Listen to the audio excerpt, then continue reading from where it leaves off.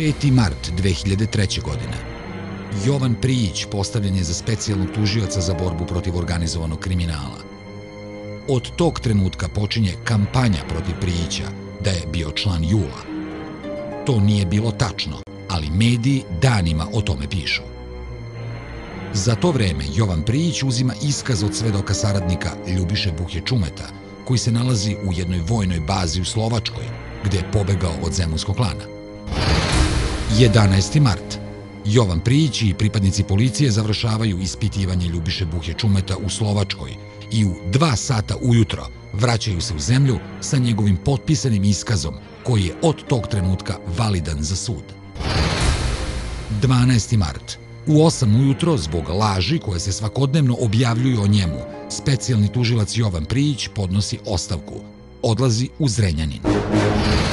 12. marta u 12 sati i 25 minuta ispred ulaza u vladu Srbije ubijen je premijer Srbije Zoran Đinđić. Jovan Prijić vraća se u Beograd i preuzima slučaj ubistva premijera. Istog dana, na osnovu dotadašnje istrage i iskaza Ljubiše Buhe Čumeta, tužilac i policija zaključuju da su premijera ubili pripadnici JSO-a sa članovima zemunskog klana. Izdata je poternica i uvedeno vanredno stanje.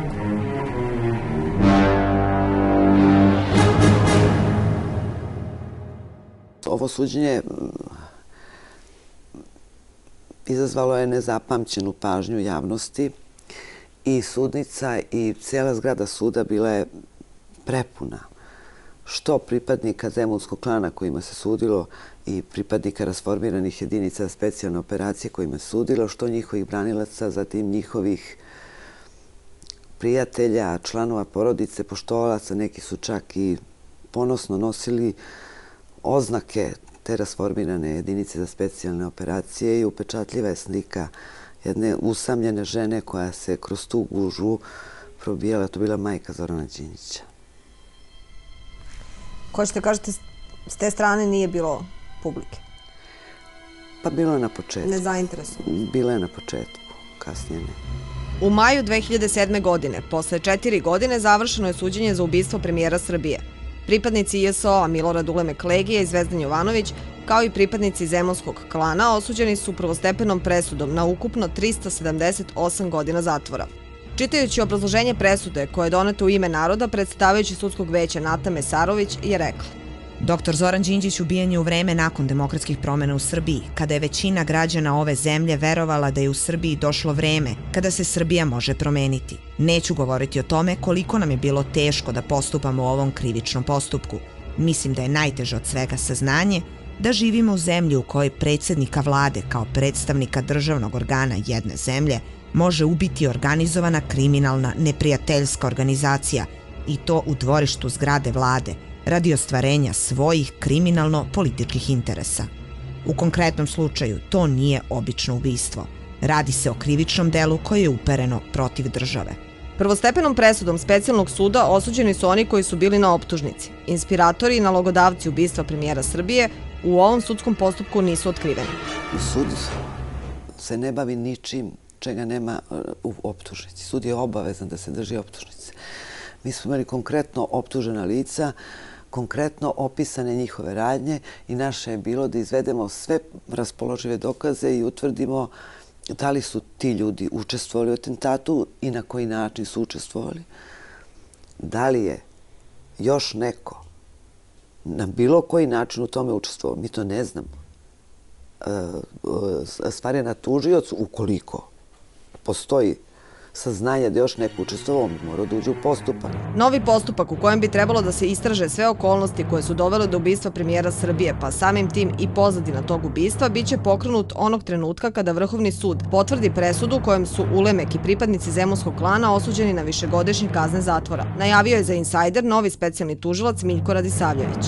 Hoću da se zna i vrlo je važno da tužilaštvo zaista želi da sva sporna pitanja koja se vezuju za atentat jednom za svagda razreši.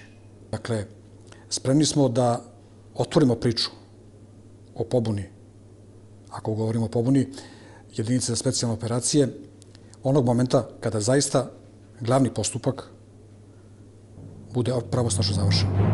Očekuje se da Vrhovni sud u narednih 6 meseci donese odluku o pravosnažnosti prvostepene presude kojom su osuđeni pripadnici JSO-a i Zemunskog klana.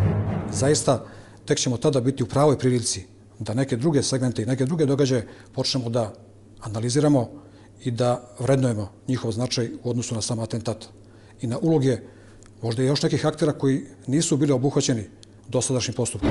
Ono što se dogodilo 12. marta 2003. godine ne može se razumeti ako se ne razume šta se dogodilo u novembru 2001. godine, kaže advokat porodice Đinđić Srđa Popović i napominje da je zbog toga 2005. godine predložio da se optužnica proširi optužbom za oružanu pobunu. Tadašnji specijalni tužilac Slobodan Radovanović najavio je da će formirati novi predmet čim se završi ovo suđenje. Pobuna objašnjava po meni koji su bili politički ciljevi, koje su bile političke pobude i sam tužilac Pejić u svojoj optužnici je tako i objasnio pobunu.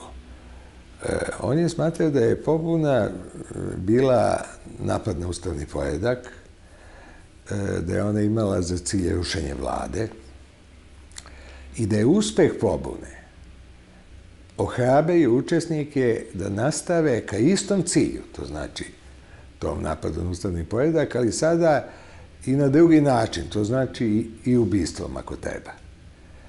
Tako da su ta dva događaja logički povezana, to je jedno, kao životni događaj su povezani, a u pobuni se otkriva politički smisao cele te akcije.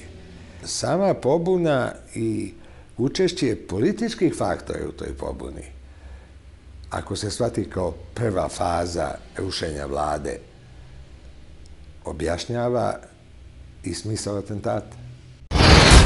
Taj događaj je bio vrlo interesantan i njega sa samim atentatom povezuju pre svega sami akteri. Događaj je značajan i zbog činjenice da je to prvi otvoreni sukob između Ulemeka i premijera. Ja bih rekao da je to sukob bivšeg komandanta jedinice i budućeg organizatora atentata i tadašnjeg premijera, a buduće žrtve tog događaja. Dakle, samo taj podatak govori da događaj zaista zaslužuje da bude posebno tretiran. Jedino koje je moglo pobuni da se suprotstavi, to je bila eventualna vojska i to je bila i njena ustavna dužnost. I to je bila i ustavna dužnost predsjednika Koštunice kao komandanta, kao vrhovnog komandanta. I ja sam pitao na suđenju, mislim, Gorana Petrovića i Mihajlovića, pa dobro, ako nije bilo te policijske jedinice koja je mogla da uguši pobunu, pa što se niste obratili predsjedniku države i tražili od njega da pošalje vojsku, se ta pobuna uguši i kazni. Na to mi je Goran Petrović odgovorio, pa to bi bilo potpuno uzaludno, jer to je bio jedan isti front. Tokom same pobune, u tim presretnutim razgovorima, ime Vojislava Koštunice se pominje nekoliko puta. I to u kontekstu da treba ići do kraja, što je značilo rušenje vlade, ili da se to može zaustaviti jedino ako tako kaže Koštunica. U isto vreme, Koštunica izlazi u javnost i on kao doktor prava ne vidi da se tu radi o pobuni oružanoj. Ja sam ponudio jedan niz svedoka da se sasluša u vezi sa pobunom. To su pre svega bili Bulatović, Jočić i Koštunica kad se radi o pobuni. Gospođa Mesarović je odbila te predloge. Pored toga, taj isti sud saslušao je brojne svedoke Gorana Petrovića, Mihajlovića, Mijatovića, Janjuševića, Vladimira Popovića, Čedu Jovanovića na okolnosti pobune. ne može biti da je sama pobuna relevantna u slučaju jednih svedoka, a nije relevantna u slučaju drugih svedoka. Naravno, objašnjenje je u tome što je te svedoke o okolnostima pobune saslušao predsjedavajući Marko Kljajević i ja mislim da je dobro postupio, a da je ove druge odbila gospođa Mesarović koja je došla na mesto Kljajevića kad je on napustio sud jer je tvrdio da ne može da sudi pod pritiskom. Ja slobodno zaključujem sad. Znači, gospođa Mesarović je bila pod pritiskom. I se radi o jednom istom sudskom veću koje donosi dve suprotne odluke. Mislim da sud nije ni mogao da ide izvan okvira koji su dati našom optužnicom zbog činjenice da bi u takvoj situaciji došlo do prekoračenja optužbe, a to je bitna povreda krivičnog postupka i time bi se ugrozila i prvostepena presuda. Ja odatle ne tvrdim da je Vojislav Koštunica bio zaverenik zajedno sa Acom Tomićem i Legijom u pobuni ili u atentatu koji je nastupio iz pobune, ali je bilo apsolutno nužno da on bude saslušan. To je bilo toliko jasno, pa njegova stranka i on su najviše i profitirali iz pobune i iz atentata. I to je jedno opšte kriminalističko pravilo. Pogledaj kome koristi krivično delo. To ti je put da shvatiš motive. Kad shvatiš motive, sve je mnogo jasnije. Setite se samo ono kako Đinđić ulazi pogruženo, mečki na rupu i dolazi Legiji na noge da pregovara tokom pobune i vama će biti jasno tog trenutka su oni postali neprijatelji. Premijer Srbije Zoran Đinđić pristaje na kompromis i zbog pobune smenjuje tadašnjeg načelnika Gorana Petrovića. Direktor službe tada postaje Andrija Savić, a njegov zamenik, Legijin čovek, Milorad Bracanović. Istovremeno, posle takvog poraza, premijer Srbije obaveštava javnost da će 2002. godina biti godina borbe protiv organizovanog kriminala. Legija besni po Beogradu, što mislim da se mnogi toga sećaju, a Đinđić za to isto vreme stvara specijalni sud, specijalno tužilaštvo, zakon o zaštićenom svedoku, čemu se sve Koštunica protivi i sabotira.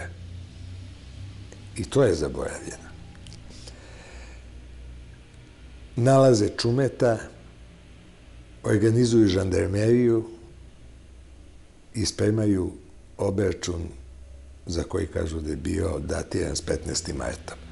Naravno da to Legija sve zna, jer Bercanović sve to dostavlja. Bercanović, koga je on postavio za zamenika načelnika službe. I oni se odlučuju da nema više šta da čekaju. Da ako čekaju još koji dan, biće prosto i jednostavno svi pohapšeni. Pošto se sprema borba protiv organizovanog kriminala, počinje izbor sudija i tužioca koji će se baviti tim poslom. Neophodno je bilo da potpišu saglasnost, jer je jasno da u zemlji kakva je Srbija niko neće biti bezbedan. Formiranje tog suda nije vršeno na brzinu u akciji Sablja, bilo je i takvih komentara. Formiranje suda je počelo mnogo pre atentata na premijera. Ja ću vam reći, evo za sebe, da sam tu saglasnost potpisala, eto, slučajno 12. marta, ujutru, pre atentata. Eto, pamtim taj datum. Znači, to je bio proces, mislim, formiranje u skladu sa zakonom o organizovanom kriminalu. Taj zakon je donet na inicijativu vlade doktora Zorana Đinđića, donet je u julu 2002. Kasnije je prošlo vreme da se izglasa na saveznom nivou, jer je on morao da postane sastavni deo zakona o krivičnom postupku, koji važi za Srbiju i za Crnu Goru i on je izglasan u Saveznoj skupštini u decembru 2002. Zbog obstrukcije Demokratske stranke Srbije i Socijalističke narodne partije Crne Gore, zakon u Saveznom parlamentu ne usvaja se sve do decembra 2002. godine. Prošlo je 6 meseci od kada je vlada Srbije usvojila zakon i toliko dugo se čekalo da Ljubiša Buha Čume novim zakonom dobije status svedoka saradnika. Bilo je raznih komentara da je to nemoralno nekome oprostiti sva ta nedela, međutim, pošto je organizovani kriminal po definiciji takav da je jako dobro zaštićen, da on ima zaštitnike u svim strukturama društva. Njega vrlo teško otkriti i teško dokazati. Praktično jedini način da progovori neko od njih. I sad već je interes društva da on jedan bude na slobodi, ali da čitava kriminalna grupa bude na optuženičkoj klupi, nego obrnuto. Predstavnici Demokratske stranke Srbije tada javno, kada se akcija Svedok privodi kraju, a koja treba da dovede do obračuna sa mafijom, saopštavaju da je nedopustivo da Ljubiša Buha Čume dobije status zaštićenog svedoka. To je, tvrdio je tada DSS, još jedna afera koja ima za cilj oslobađanje predsjednika vlade Zorana Đinđića i njegovih saradnika obaveze odgovaranja na pitanja o povezanosti sa vrhom organizovanog kriminala u zemlji. Krajem 2002. početkom 2003. ja ne znam tačan datum, je izabran specijalni tužilac, a već je postao kandidat za svedoka saradnika. Znači čovek iz pripadnik kriminalne grupe spreman da svedoči. Eto, prvi put smo imali svedoka saradnika. Govorite o Ljubiši Buhi i Čumu. Jeste, Ljubiša Buha koji je to je januar 2003. Ja ne znam tačno, ali otprilike tako. On je pobegao iz zemlje, doživeo bio je pokušaj ubistva, pucano je na njega, on je pobegao, spreman, znači ponudio za svedoka saradnika i specijalni tužilac je negde u inostranstvu saslušavao. To je trajalo jako dugo, on je pričao o kriminalu, o događajima, o ubistvima, o otmicama, o trgovini, drogom, o svemu i svačemu. Odbrojavaju nam poslednje dane, igrajući se našim sudbinama kao ostalom vas celog naroda. Jadna li je zemlja i policija u njoj, ako slučajeve treba da joj rešava Ljubiša Buha zvani Čume svojim svedočenjima?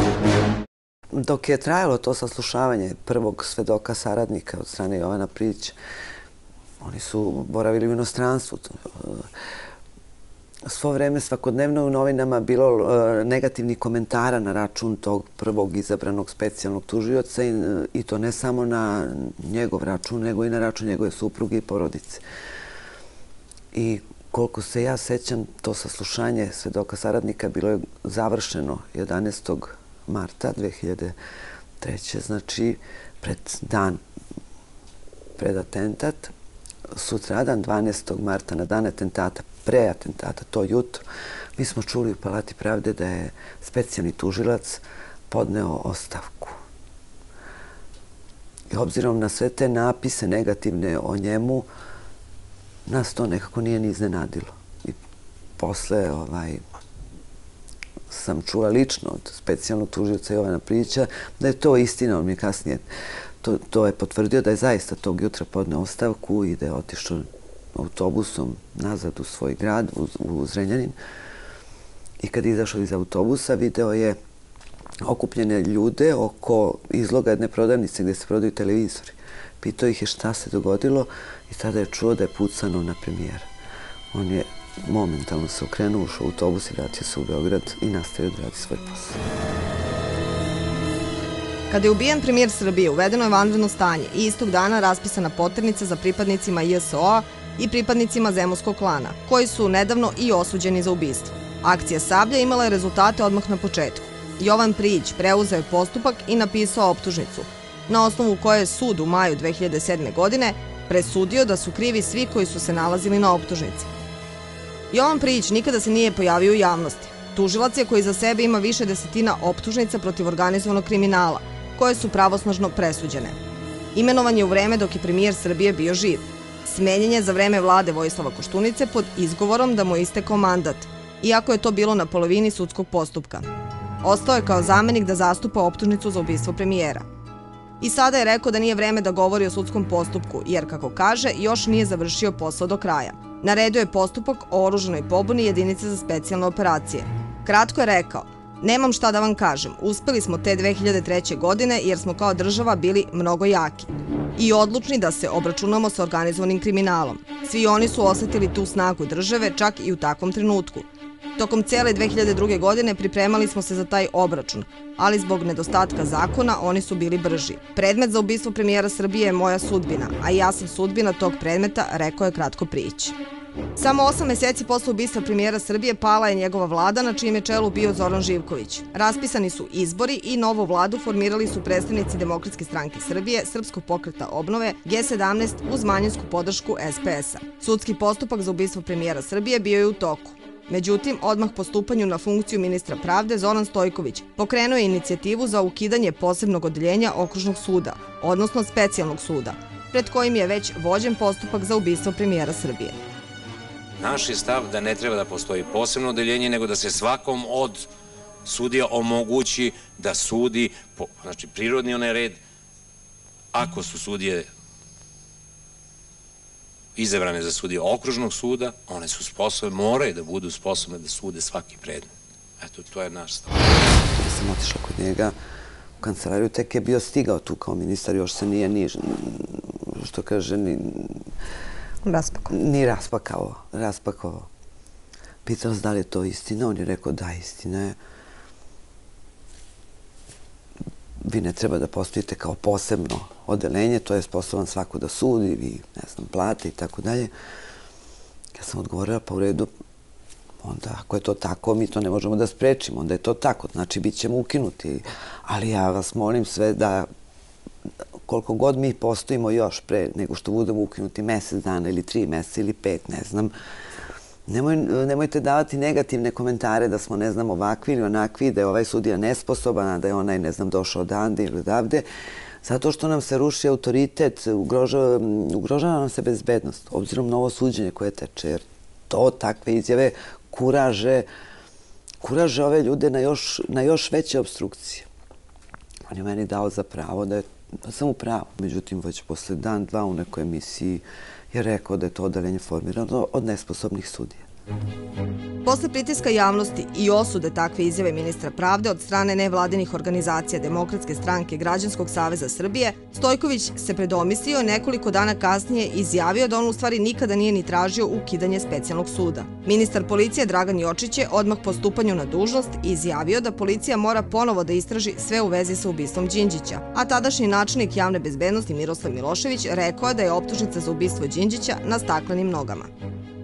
I sad dolazite do tog paradoksa koje mislim da objašnjava mnogo toga u vezi s ovim suđenjem, a to je da je ovo suđenje početo pod jednom vladom, pod vladom Zorana Živkovića, to jest istom vladom koje je predsedavao i Zoran Đinđić, a završeno je pod drugom vladom. Pod vladom koja je došla kada je pala ta Živkovićeva vlada, zbog atentata je pala. Kao posljedica atentata je pala. I onda su došli ljudi koji su objektivno se koristili atentatom i koji nesumnjivo po meni, ne samo u ovom delu, nego nesumnjivo tokom celoga procesa vrše pritisak da treba se ukine Specijalni sud, da ceo postupak treba se vrati u stadijum istrage. Izjava Dejana Mihajlova da su Đinđića ubili njegovi, da Živković i Tadić odlično znaju koga je ubio. Izjava Nalića da je ceo proces montiran i to od strane pravih ubica. To su strahovito teške i kako mi kažu, i opasne izjave. I to su izjave kojima se direktno ide protiv jedne optužnice koja je stala na pravnu snagu i protiv samoga suda. To je moralo imati uticaje na rad suda. Za mene tu nema apsolutno nikakve sumnje. Bilo je mnogo problema, ali moj generalno utisak da je to završetak tog suđenja naš veliki uspeh, obzirom na sve ono s čime smo se sretali. Osim pretnji koje su se desile sudijama, šta se još desilo u tom suđenju, desilo se da su ubijena dva važna svedoka. Svedok saradnik i svedok očevidac. Desilo se da je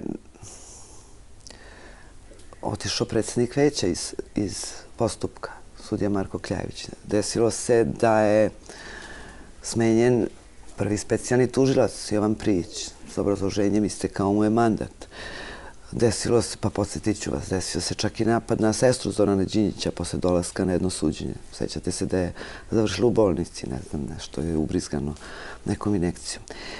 Prosto, takva je bila atmosfera da je u jednom trenutku delovalo kao da će država kapitulirati pred organizovanim kriminalom.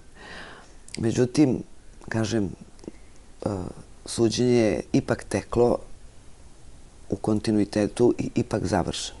Znači, tačno trajalo je 4 godine, trajalo je dugo, ali ipak završetak tog suđenja smatram da je naš uspeh. Jer, kažem, zbog svih tih događaja u jednom trenutku smo se osetili, nas 12 koji smo sačinjavali te sudije specijalnog suda, osjećali smo se potpuno onako usamljeno, kao da to suđenje nikom ne treba nego nama.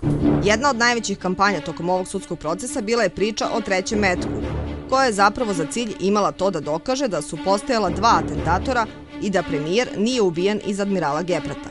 Sud je na osnovu dokaza i materijalnih tragova presudio da nisu postojala 3 metka nego 2, da je premijer ubijen iz admirala Geprata i da su mnoge dezinformacije sistematski plasirane u javnosti sa ciljem da se uruši optužnica za ubistvo premijera. U jednom delu presude sud navodi da je ostalo nejasno zbog čega su pratilac premijera Milan Verulović, ali i vozač Aleksandar Bijelić tokom glavnog pretresa promenili iskaz koji su prvobitno dali tokom istrage. Plasiranje raznih informacija protiv sudija i tužioca počinje u medijima onog trenutka kada je tadašnji ministar pravde rekao da specijalni sud treba ukinuti. Kako će svedoci saradnici izgubiti status? Verovatno da ih pokoleba, ja ne znam ko je iza toga i zašto, ali to je moglo da ih pokoleba u njihovoj odluci da svedoče pred sudom. Tek je trebalo da svedoče. Zatim je bilo naslova, ja ću vam pokazati te naslove. Evo, ne treba nam specijalni sud, ukida se specijalni sud, ispituju čelnici specijalnog tužilaštva i MUP-a. Opet najavljeno ukidanje specijalnog suda, ko će sudu biti sudija, evo, suđenje pravna nakaza. Sudije se plaše da presude. Ja ću vam podsjetiti da je specijalni sud doneo preko 30 presuda. Od toga su 2/3 pravosnažne. Evo, Đura Mutavi, to je inače svedok saradnik, Suvejčić. Seli se na optuženičku klupu, to je tekst iz 2004. Evo, Dušan Krsmanović u privatnom pritvoru sudije Marka Kljajevića. Evo, opet naslov. Prijavili Kljajevića da je u zemunskom klanu, da je pripadnik zemunskog klana. Traži se istraga protiv sudije Marka Kljajevića zbog pripadništva surčinsko-zemunskom klanu. Advokati optužuju Surčinac sudi ubicama. Eto, to su naslovi. Mislim, ima toga. Uplašeni svedoci na suđenju Kruševljani. Na listi za likvidaciju biznismeni, političari, sudije. Nejasni paragrafi o obezbeđenju sudija. Evo. Sudiji zaprećeno zbog Makine grupe. Evo je tekst životom platio. To je vezano za ubistvo svedoka Kuje Krištorca. Evo tekst. I evo na kraju, mislim, posljedica svega. Kljajević napušta proces stoleća. Pa znate šta, kada je promenjena vlada, kad je vlada Vojislava Koštunice stupila na mesto Živkovićeve vlade, počeo se dešavaju nevjerovatne stvari. Pre svega svi policajci iz Sablje su bili na ovaj ili onaj način kažnjeni, degradirani, raspoređeni, proganjani, hapšeni neki od njih. Sama Sablja je proglašena, koja je dovela do hapšenja ovih atentatora. Bez nje ne bi niko od ovih atentatora ni seo na optuženičku klupu. Proglašena je za strahovito neko nasilje i povredu ustavnih prava građana. Jedan od tih zaokreta i povlačenja optužnice, pre svega, ja mislim, prema Aci Tomiću. Optužnica protiv Tomića stupila je na pravnu snagu. Od nje se odustalo bez održanog glavnog pretresa i bez ikakvog objašnjenja. Takav potez specijalnog tužioca bio je mnogima neobičan, jer tužilac podiže optužnicu onog trenutka kada za tako nešto ima dovoljno dokaza. Ukoliko ih nema, optužnica se ni ne podiže. Prijić međutim kaže da je bila u pitanju čista tehnička odluka jer nije imao dovoljno dokaza. U optužnici protiv Ace Tomića 2003. godine Prijić je napisao: Tokom 2002. godine u Beogradu postali su pripadnici zavere koju su organizovali pokojni Dušan Spasojević i Milorad Luković Legija, opisanom pod tačkom 1 optužnice. Na taj način što je okrivljeni Aco Tomić u više navrata ostvarivao kontakte sa pokojnim Spasojevićem i Lukovićem, kako u zgradi Uprave bezbednosti Vojske Jugoslavije u ulici Kneza Miloša, tako i u svom stanu gde su, pored razmatranja aktuelne političke situacije, kada im je davao podatke sa mera prisluškivanja, govorio da nakon hapšenja generala Perišića zbog špijunaže, kome Skupština nije skinula imunitet, cela vlada treba da se pohapsi i izvrši državni udar, da u svojim političkim stavovima prema vlasti treba da ostanu dosledni, inače će zemlja pasti u ruke izdajnika, da se specijalne jedinice Vojske Jugoslavije Kobre neće mešati i konfrontirati sa JSO.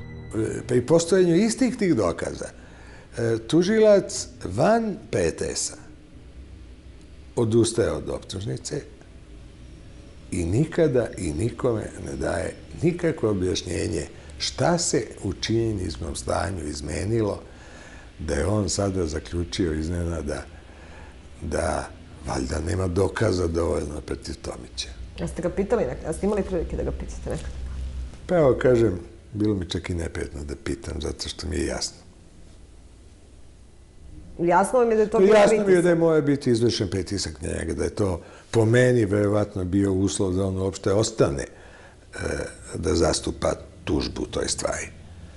Ali je naravno sklonjen sa mesta specijalnog tužioca gde on donosi sve ključne odluke i dato mu da bude samo zamenik tužioca. U junu 2005. godine Jovan Prijić, koji je zastupao optužnicu za ubistvo premijera Srbije, smenjen je sa mesta specijalnog tužioca, uz obrazloženje da mu je istekao mandat. Po zakonu to jeste bilo tačno, jer je predviđeno da mandat traje 2 godine, ali je isto tako bilo očekivano da ponovo bude izabran jer je zastupao optužnicu za ubistvo premijera, a sudski postupak je bio u toku. Njegov odlazak sa mesta specijalnog tužioca naišao je na veliku osudu u javnosti. Na njegovo mesto dolazi Slobodan Radovanović, koji je posle formiranja poslednje vlade 2007. godine prebačen na mesto v.d. republičkog tužioca. Specijalni tužilac postaje na predlog Demokratske stranke Miljko Radisavljević. Mogu da se složim sa vama da je potpuno neprihvatljivo da se usred jednog tako važnog postupka menja ne samo specijalni tužilac, nego čak i zamenici koji zastupaju optužnicu, a pogotovo predsjednik veća. Ja mislim da je toliko indicije ukazivalo na neku vrstu njihovog učešća u pobuni sigurno.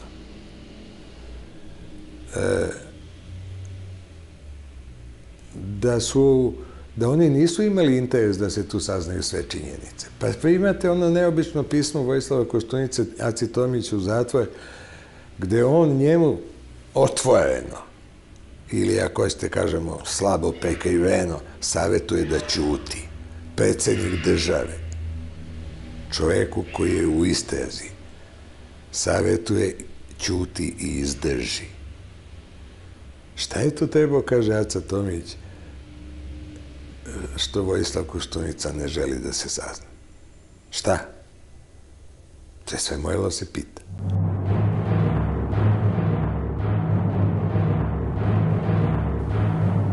Tokom Sablje Koštunica je trebalo da bude saslušan. I to je, mislim, ne zato što vodim neku politiku, nego što je to najnotornije, najlogičnije da je on morao biti saslušan. A nije bio saslušan ne zato što su tužioci smatrali da nema osnova za njegovo saslušanje, nego zato što je bio izvršen jedan pritisak od spoljnih faktora. Urednica politike Ljilja Smajlović, koja je triumfovala na jednom tekstu u Ninu kako Koštunica ipak neće biti saslušan, jer je međunarodna zajednica izvršila pritisak da se ne ide u tom pravcu, bojeći se da bi to moglo da destabilizuje zemlju, što čak možda i tačno. Ali tužilaštvo je, znači, tadašnje tužilaštvo je, znači, podleglo jednom pritisku da ne uradi svoj posao. Oni su morali tu stvar da istraže. Zašto se ministar unutrašnjih poslova Jočić, ministar pravde Stojković, direktor BIA Bulatović sastaju sa čovekom koji je u bekstvu, a to je Legija?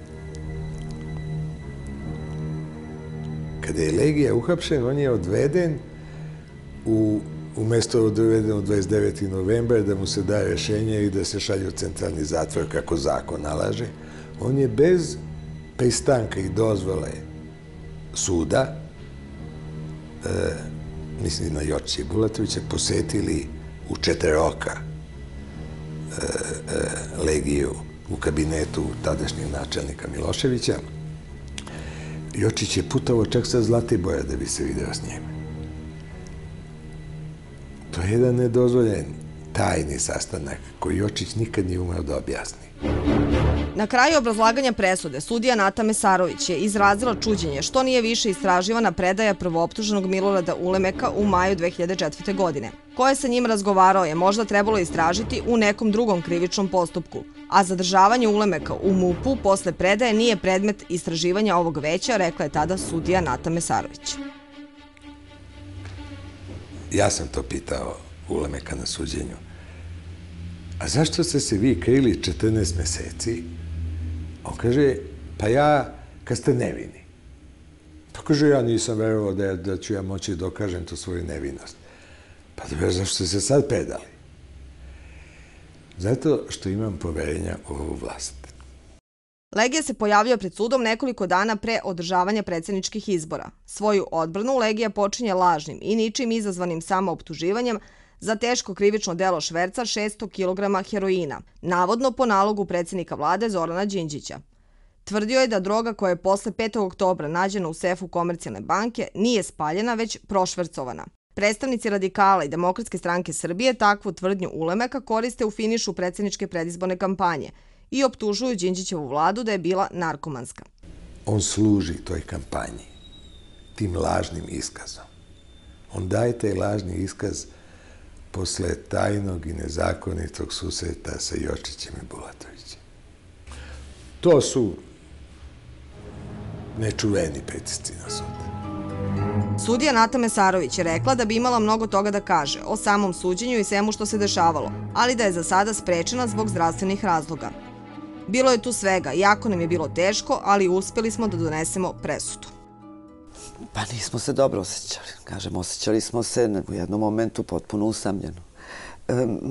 Ako država stvarno hoće da se obračuna sa organizovanim kriminalom, organizovani kriminal mora da osjeti snagu te države. Sad, s jedne strane, mi smo započeli suđenje, a nismo osjetili tu podršku države. Ja bih pre svega želeo da odam svojevrsno priznanje kolegama koje su do sada postupala i sada postupaju u tom postupku, jer ocenjujem da je to jedan od najznačajnijih postupaka koji je vođen u srpskom pravosuđu. Svestan sam činjenice da je trebalo mnogo znanja, mnogo iskustva, veštine, čini mi se ponekad sreće, malo sreće, a mnogo hrabrosti da postupak dođe do ove faze. U sudskom postupku za ubistvo premijera Srbije svedočili su mnogi članovi vlade Zorana Đinđića. U delu presude u kojoj se ocenjuju iskazi svedoka koji su oslikavali društvene prilike nakon 5. oktobra 2000. godine, formiranje novih organa vlasti i okolnosti u kojima je delovala jedinica za specijalne operacije i kriminalna organizacija Dušana Spasojevića, navodi se da je sud ocenio iskaze saslušanih svedoka Dušana Mihajlovića, Gorana Petrovića, Zorana Mijatovića, Vladimira Popovića, Čedomira Jovanovića i Zorana Janjuševića, koji su, kako se navodi, pred sudom jasno i nedvosmisleno ukazali na situaciju u kojoj se nalazilo društvo i državne institucije posle 5. oktobra 2000. godine.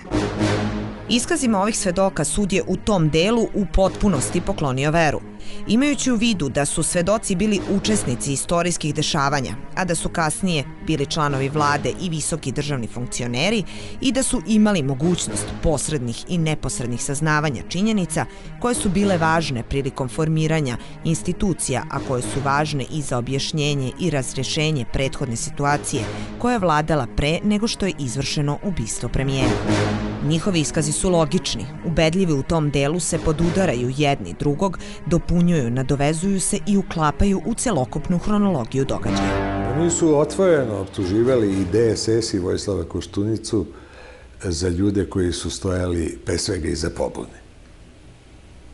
Otvoreno je to bilo.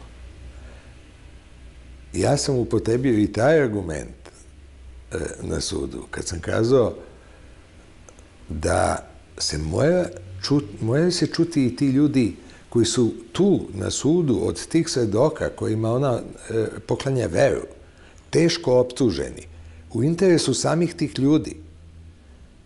Ako oni mogu da opovrgnu te optužbe, pa naravno da sud mora da im da priliku za to. Inače, ako to ne uradi, onda kao politička pozadina se pojavljuje sve ono što su govorili i Vladimir Popović, i Čeda Jovanović, i Mihajlović, i Mijatović, i Goran Petrović, i Janjušević. Onda je to ta istina, onda je to ta politička pozadina. Jer tu nju niko nije opovrgao.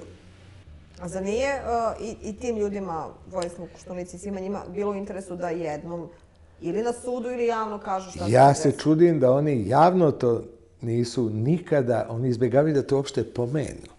Oni se prave kao da se to nikad nije dogodilo. I to ne šta sam ja predlagao i kako ja tumačim njihovo ponašanje i kako ti svedoci tumače njihovo ponašanje, nego kako i jedan deo javnosti i jedan deo medija je to preneo i razumeo. Oni se brane ćutanjem. A mi pravnici bar znamo šta to znači. Ako se braniš ćutanjem, to je zato što nemaš šta da kažeš. I to jednu dodatnu sumnju čini osnovana. Suviše ljudi, suviše često, javno njih za to optužuje. Oni nemaju ništa o tome da kažu. Vojislav Koštunica, Dragan Jočić, Zoran Stojković, Rade Bulatović i Aco Tomić odbijali su od 2004. godine sve do danas svaki put poziv da za Insajder odgovore na pitanja koje se odnose na okolnosti koje su dovele do ubistva premijera Srbije Zorana Đinđića. Kada govorimo inače o pozadini ubistva premijera, ja pod tim podrazumevam pre svega sagledavanje određenih događaja koji su hronološki prethodili samom atentatu, a koje sa atentatom povezuju akteri tih događaja ili njihove posljedice.